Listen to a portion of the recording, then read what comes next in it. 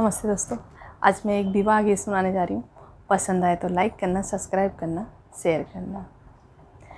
जेहि दिन ये बेटी तोहरा जनम भइले, तोहरा जनम भइले, भइली भदौआ के रात रे संवलिया। अरे भइली भदौआ के रात रे संवलिया। सासु ननद घरे दिया नाना बरैया रे, दिया नाना बारे। स्वामी मोरा सोवही दुआरे रे संवलिया। रे स्वामी मोरा सोवही दुआरे रे संवलिया। 12 बरिस बाबा बर खोजै गइले, अरे बर खोजै गइले। पैरों में पड़ी गए छाला रे संवलिया। अरे पैरों में पड़ी गए छाला रे संवलिया। बर खोजी बाबा जब घर के चल उठई, अरे घर के चल उठई। माता जे उठी ऋषि आई रे संवलिया।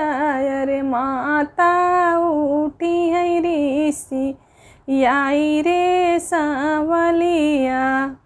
जेहि दिन ए बेटी तोहरा बियाह भइले, तोहरा बियाह भइले।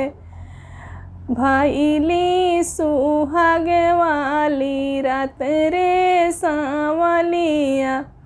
अरे सासु ननद मिली मांगल गावई, अरे मांगल गावई। स्वामी मोरा देई कन्या दान रे संवलिया। अरे स्वामी मोरा देई कन्या दान रे संवलिया। अरे जेहि दिन ए बेटी तोहरी विदाई भइली, तोहरी विदाई भइली। मोरे लेखे दुनिया अन्हार रे संवलिया। अरे मोरे लेखे दुनिया अन्हार रे संवलिया।